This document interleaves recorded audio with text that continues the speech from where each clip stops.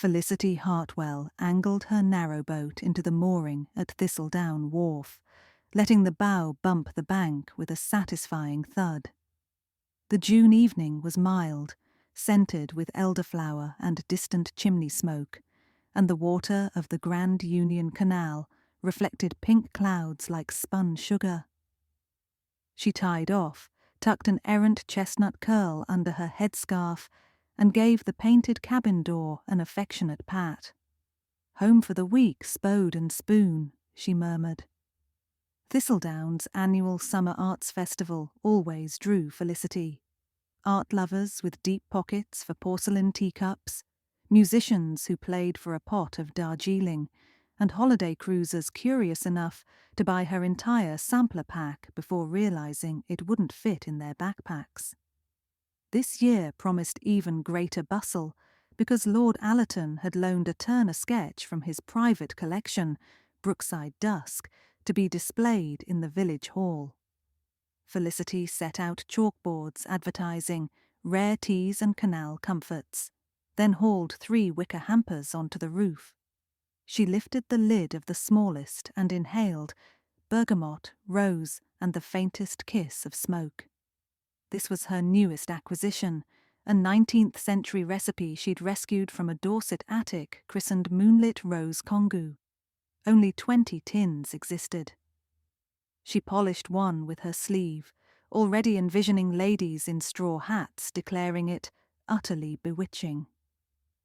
The festival opened the next morning.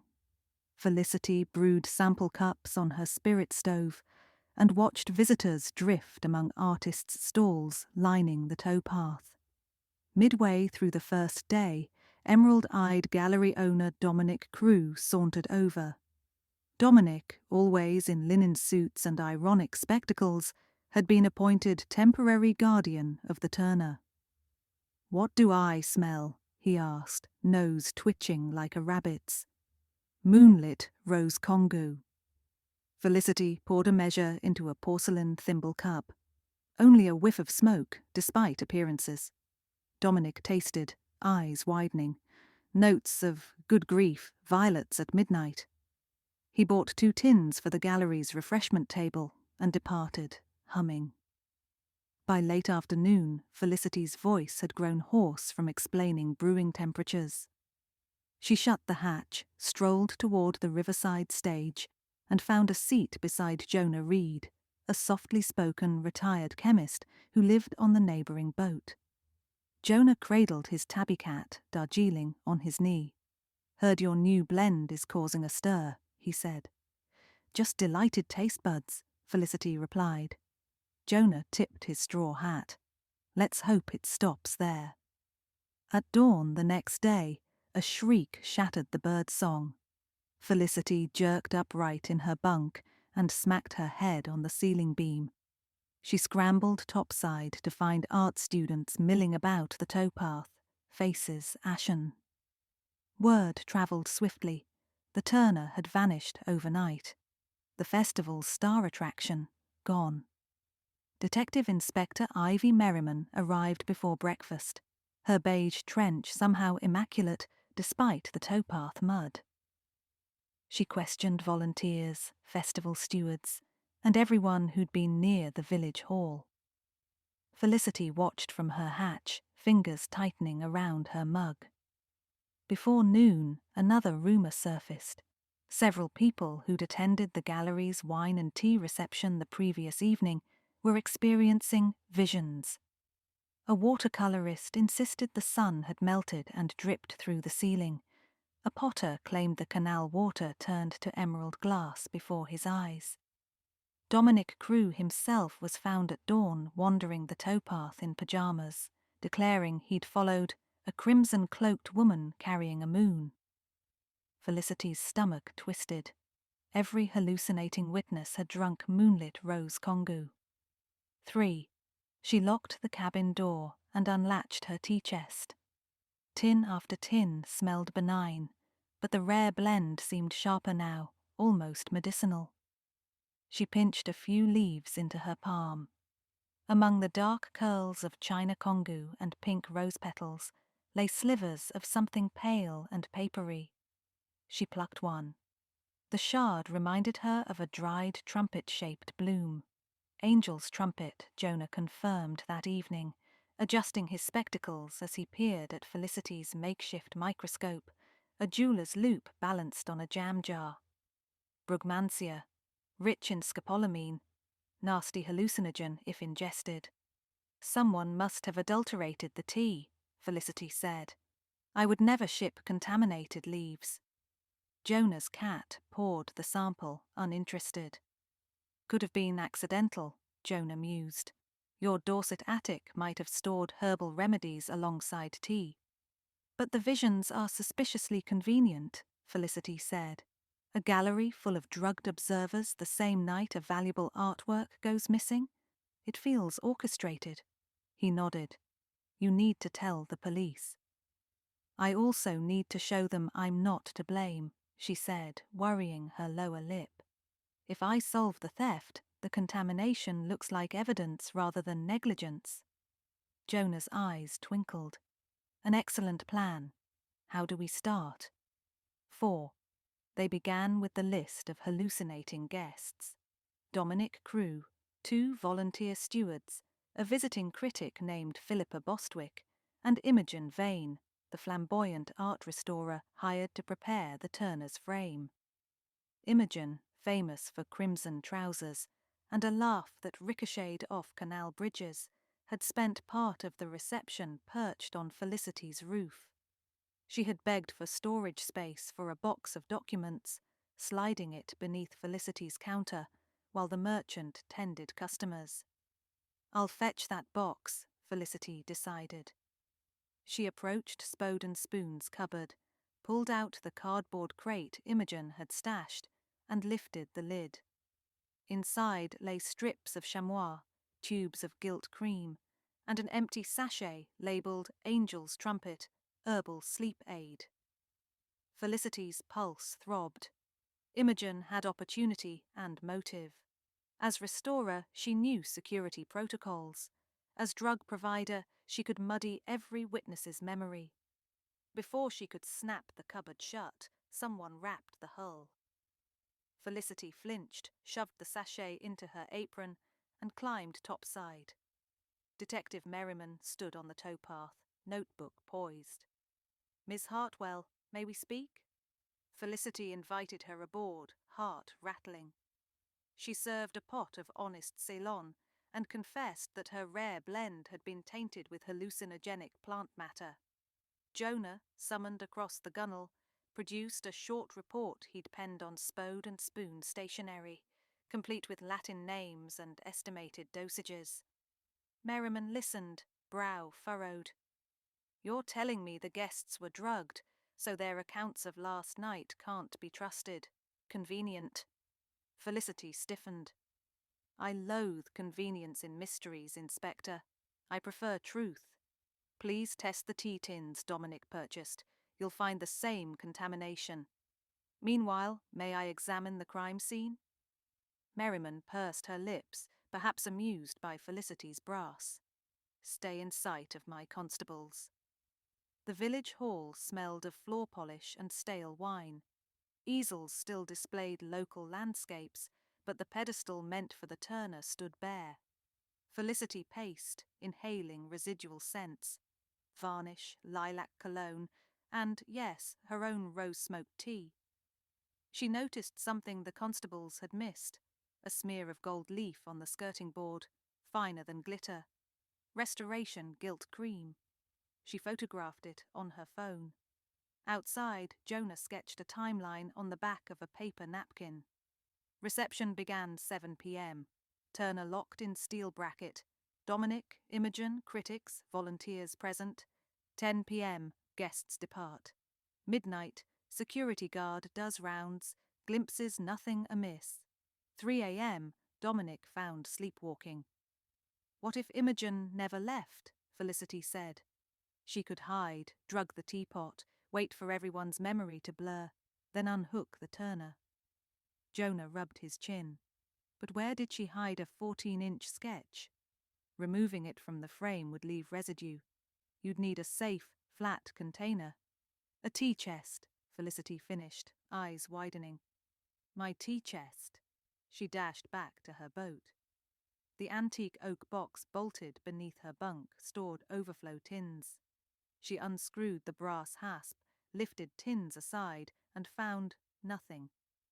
But beneath the silk liner, the wood felt heavier on one side. She pressed. A false bottom clicked, revealing a shallow compartment. Inside lay a sealed portfolio marked property of Lord Allerton. Felicity's throat tightened. She relocked the chest and backed away, mind whirling. If police found stolen art aboard, her protestations about tainted tea would be meaningless. She needed proof of Imogen's involvement, swiftly. Jonah, she whispered through his porthole. Field trip. 6.